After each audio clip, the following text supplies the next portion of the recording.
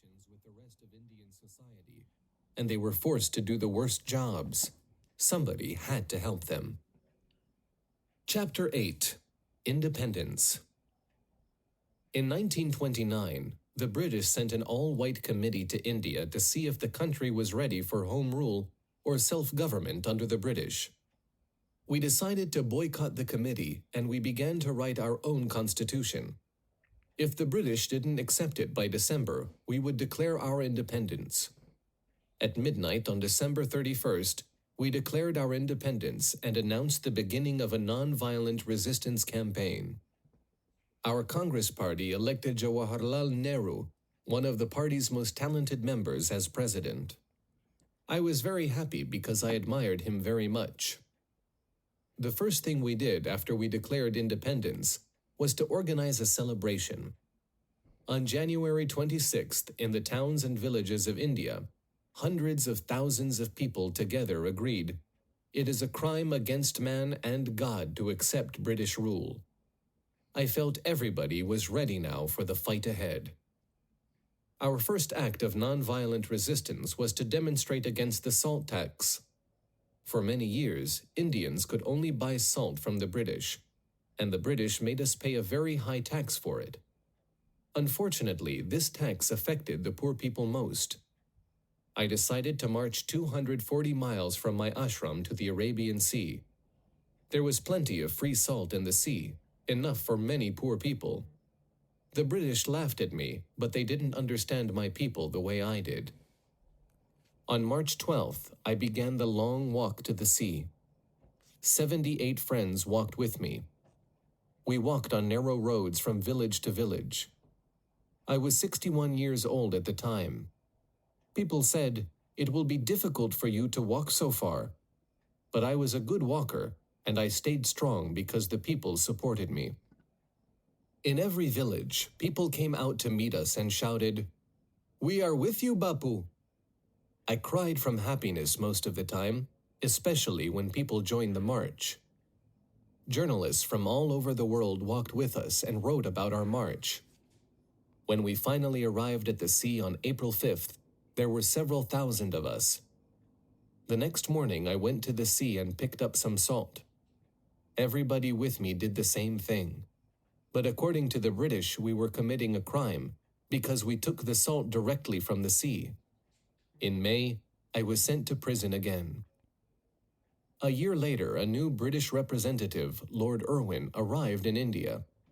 He wanted to stop the demonstrations, so he freed me and invited me to meet with him. We talked several times, and in the end, we signed an agreement. We agreed to stop the resistance if the British gave us home rule. Then I traveled to England to a special conference to discuss it, but nothing was agreed upon there.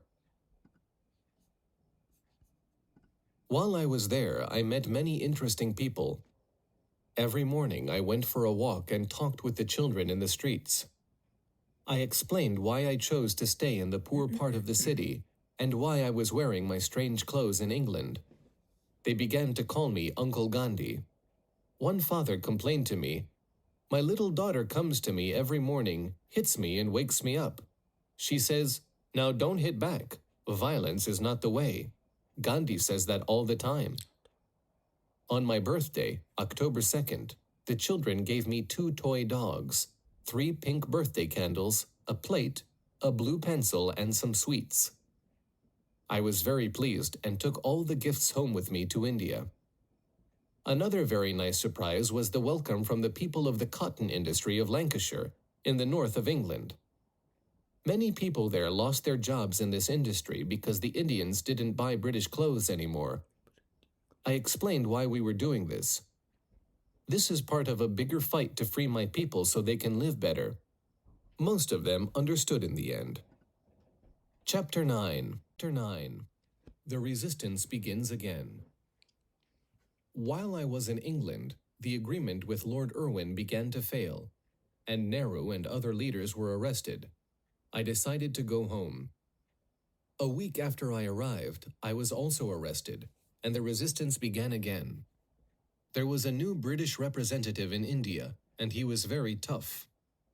The British began to make life very difficult, but the people continued to resist. That year, 60,000 Indians were arrested.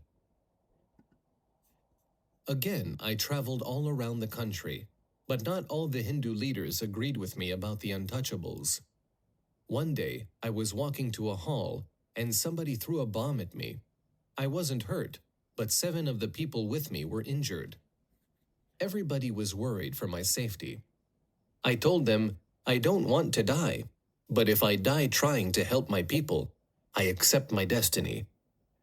The untouchables weren't my only worry. I also began to fight to improve the lives of the villagers. They were very poor and didn't get a good education. I went to live in a village and many of my friends came with me. When people visited us, they walked through mud and many became ill in this unhealthy place. To help the villagers change their lives, I held classes to teach them to make things with their hands. This way they could sell the products and get money. I also started an organization to sell their products. The Congress Party voted for the Quit India resolution, meaning the British had to leave India immediately and let us govern our own country. Of course, the party leaders and I were immediately put in prison, and my son Ramdas too. The people could not accept this anymore. There was violence all over the country. Then, at the end of the Second World War, the Labour Party came to power in England, and they sent a delegation to meet with the Indian leaders. There were months of endless talks, and the violence in the country became worse. The Muslims were fighting for their independence. A terrible thing happened while I was in prison. My dear wife, Ba, became very ill. They let me be with her during her last days. My 4 sons and I sat beside her day and night, and tried to help her as much as we could. My heart broke when she finally died. You must leave India now, I told him. You are masters in somebody else's home. You must humiliate us to control us. We want to leave, but what will happen? There is so much violence, he answered, very worried. We can't just walk out. Yes, you can. There will be chaos for a time, but in the end, we will survive, I answered. There is no nation on earth that wouldn't prefer its own chaos to calm under a foreign rule. Finally, the British decided to leave India on August 15th that year. But unfortunately, India was now going to be 2 countries, India and Pakistan. The Muslims began to move from their homes into the areas of their new country, and the Hindus in Pakistan moved to India. There was still much violence, and I was very worried. What was going to happen when we became independent? I talked of peace and non-violence to everybody. I listened to the people. I tried to solve as many problems as I could, but I knew things were only going to be worse. On the day the British left, there was no time to celebrate. Terrible fighting began between the Hindus and the Muslims. Hundreds of thousands of people were killed. Millions were forced to leave their homes with nowhere to go.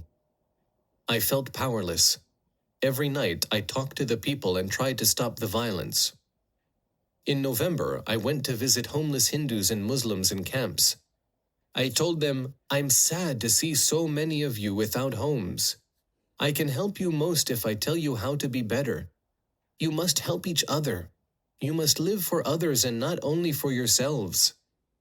On January 13th, 1948, I decided to fast in my home in Delhi until the fighting stopped or I died. I might die, but death will be better than to see the suffering of my people, I said. I will end my fast when Delhi is peaceful. If Delhi is destroyed, all of India will be destroyed. I don't care if the fast continues for a long time. I will continue as long as necessary. The doctors were worried about me. I didn't want to let them examine me, but they said, if we cannot tell the people about your condition, they will not be affected by your protest. In the end, I let them examine me. By the 3rd day of the fast, I was very weak. I couldn't even drink water. It made me sick. I lay all day on a small bed at the entrance to my home. An endless line of people walked by to look at me. Many cried and said prayers. They could see my pain. But even in pain, I felt good. I was doing everything I could to help bring peace, and this made me feel at peace with myself. That morning, I spoke to the people on the radio from my bed. I wasn't able to get up. Finally, my fast began to change things. People started to think about the terrible things they were doing. They knew they must do something real or I couldn't stop my fast. On January 18th, representatives of the two sides came to me and signed a peace agreement in front of me. The Hindus promised, "We will protect the life, property, and religion of the Muslims, and there will be no more violence." The Muslims said, "We will also stop the fighting and live in peace with our Hindu brothers." Were they saying these things just to save my life, or did they really mean them? I wasn't sure. "You must keep your promises," I said. "You must also convince all India to do the same." I thought for a long time, and then I announced, "I will stop fasting." Somebody gave me a glass of orange juice, and I drank it slowly. That evening, in the prayer meeting, I said, "There must now be complete friendship between Hindus, Muslims, Christians, and Jews. This friendship must never be broken." The violence stopped in most places, but I was afraid India and Pakistan wouldn't be friends for a very long time. At a prayer meeting a few days later, in the middle of my talk, a young man threw a bomb over the garden wall. Fortunately, nobody was hurt. I was very calm after the incident. The next day, somebody asked me a question. "Why were you so calm when the bomb was thrown into the garden?" I explained, "I'm not angry at the boy. He probably sees me as his enemy. The police shouldn't arrest him. They should teach him to think in the right way. Muslims and Hindus are all children of Mother India."